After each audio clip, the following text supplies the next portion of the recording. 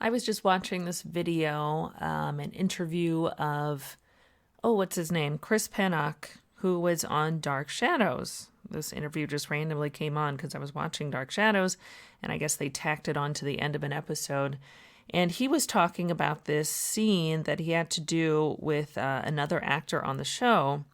And in the script, he was supposed to cry, and he didn't know how he was going to cry. And he said, like, aside from being on TV, essentially live TV, his agent was going to be watching that day. So I guess the pressure was mounting on him to really give this great performance. And he was concerned that he wouldn't be able to cry on cue. So he decided to basically just do the scene. He was supposed to be, I guess, at his father's bedside, and his father was dying, and he was going to cry, because his father was dead. So he decided to do the scene and just look at the other actor, just look him in the face and see what happened. And when he looked at him, the other actor, it just happened. He cried. The feelings just came to him. And first of all, I love that. I love hearing stories like that as an aspiring actor, as a closeted actor. But that's a thing that we learned in school and acting classes. It's my favorite trick that I've never actually used. Well, mainly because I'm not acting, but when I was doing rehearsals and stuff, that was something that never really came up.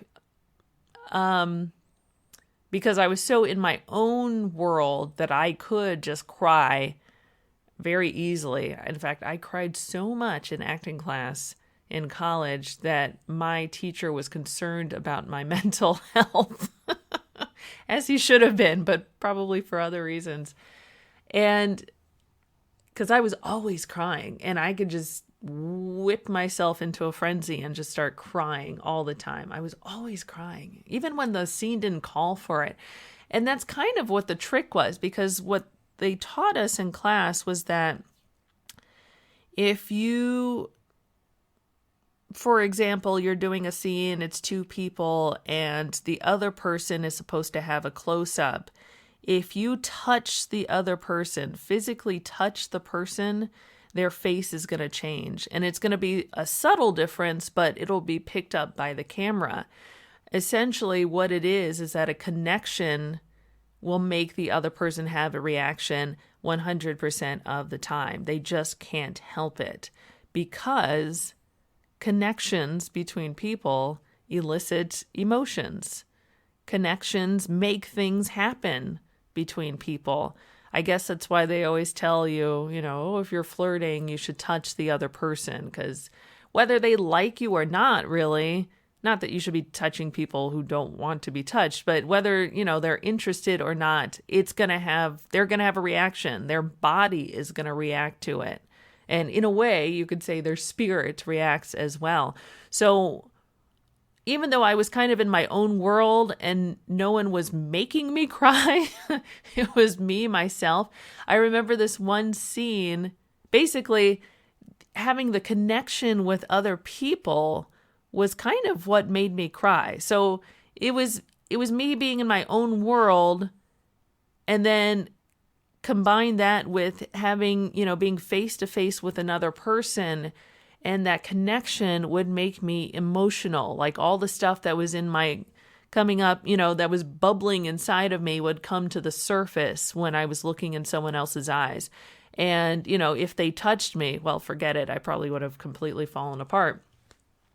There were a lot of times, though, when I could just kind of make myself cry anyway, because I was just so highly emotional. I still am. I always seem to be on the verge of tears anyway, so I might as well use that for something. Although a lot of the time, even though I felt like I was on the verge of tears, like when I was actually performing and not in class, it was really hard to cry on stage and stuff, on cue, just because I was so nervous. So, it's important to get over the nervousness so you can just let the stuff out easily. But I remember this one scene where I wasn't even really supposed to be crying, but it was a scene where we were doing a scene from Aaron Brockovich, and I guess I was this one of the people who had developed cancer living by the toxic waste site. I don't remember the plot of the movie, but I was like ill, and I guess it was Aaron who was interviewing me about my family and my illness and stuff. And the girl I was doing the scene with, she was just so nice and so like eager to connect with me. She just that's just who she was as a person, not even like trying in the scene.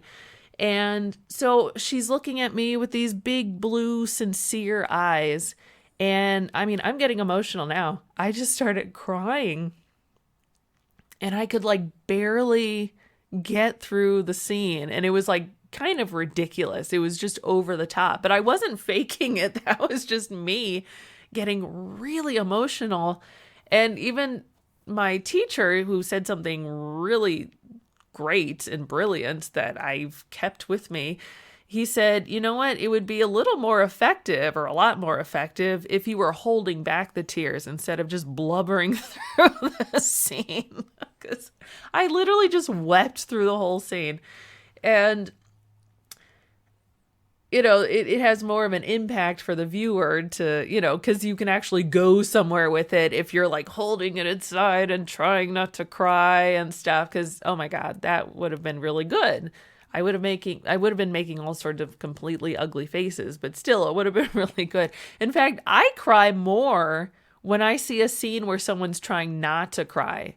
That like really fucking gets me, because I'm someone who's always trying to hold back the tears, so I can relate to that. It's kind of the same thing with when you see people trying not to laugh. That's even funnier, I think, most of the time than people actually just guffawing out loud. Like, someone trying not to laugh is fucking hilarious. So I think that's why people love it when people break up on SNL, because they're technically not supposed to be laughing at that time, but when they do, it's like, oh, it's a whole different thing, whole different ballpark. So yeah, that's a side note. I should have kept it inside more, but it was the connection with the girl, the other actress, that was making me so emotional. It was that connection that just brought everything to the surface, and I couldn't help it. I'm not really sure why I'm bringing this up, but I just think it's something really interesting that I think about a lot. And it's something that you can use in life. I'm not saying go around touching everybody, but I think everybody's looking for a connection. And so if you just look somebody in the eyes and really try to connect with them, they're going to open up almost involuntarily. They almost can't help it. Or they're going to connect with you almost involuntarily. I mean, that sounds like kind of weird, like you're doing something to someone against their will. You know, maybe, you know, pick the right setting. Context is important. Maybe not make a connection with someone while they're, you know, working at the DMV, but it's important to connect with people, and it really opens people up to just look at them, to touch them, you know, with consent.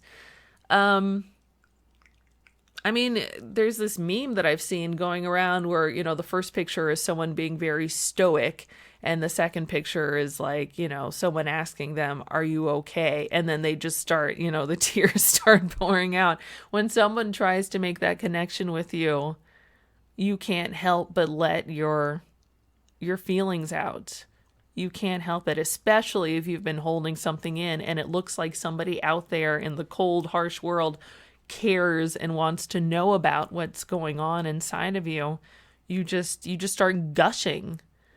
I had this weird experience with this. I was working, and I had to meet. It sounds like it was done against my will. At work, I met the comedian Jeff Ross, and you know, if you don't know who he is, automatically just look him up. You'll probably recognize his face at least. And I was going through a really hard time. I guess I might as well just say it. Because nobody knows who I am. I was unexpectedly pregnant at the time. And so I was at work. I was freaking the fuck out. Didn't know what I was, or you know what? At the time I didn't know I was pregnant, but I suspected I was pregnant and I was very scared. And I was, oddly enough, I was working at a conservative radio station, and you know how they feel about, unplanned pregnancies. Ironically, they were not paying me shit, and I could not afford to have a child working at the conservative station. So I was with Jeff Ross. I had to basically take him up. I met him in the lobby, and I was taking him upstairs to where we were going to talk to him on air. And he was perfectly nice, whatever. Honestly, I've met, my fair share of celebrities at work, and they're all pleasant. Just a side note. So he was just very pleasant, just like everyone else was. And we were just sort of, making small talk or something. And he looked at me and he said, "How are you doing?" And I don't know what it is about Jeffrey Ross, but I swear he legitimately fucking cared about how I was. And I almost busted out crying in the elevator. I was so close to telling Jeffrey Ross, "I'm pregnant and I'm so scared." And I have never been so close to saying something and not saying it in my life. I literally, I almost told him, and I was so fucking close to telling him that I was pregnant. I mean, I don't know I can't even imagine what would have happened if I actually said it. But yeah, it was a connection, and I was bubbling up with, I was fraught. There was I was overwhelmed with feeling at the time, but, some random person came along and asked how I was doing and actually seemed to be making a connection. Maybe he just does that naturally. And I almost blew up and told him everything. And I hadn't said anything to anybody up to that point, and he was going to be the first person to know. It's just amazing what comes up out of you when people make a connection.